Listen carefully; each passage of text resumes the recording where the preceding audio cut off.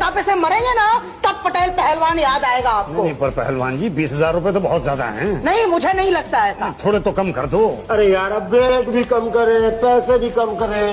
लेकिन भाई साहब देखो भाई, 20,000 देते हो तो दो, वरना दो बातें होंगी, या तो आपका वजन कम होगा या तो नहीं होगा। कम होने का तो सवाल ही नहीं पैदा होता, और नहीं हुआ तो दो बातें होगी, या तो आपको हार्ट अटैक या ब्लड प्रेशर जैसी बीमारी होगी या तो नहीं होगी। नहीं होने का तो सवाल ही नहीं पैदा होता, और हुई तो दो बातें होगी, या तो आप इलाज कराएंगे या तो नहीं कराएंगे। नहीं कराएंगे तो मर जाएंगे, और कराया तो अरे यार, इलाज के तौर पर हजारों लाखों रुपया फूंक सकते हो, मगर पतले होकर बीमारी को भगा नहीं सकते आप।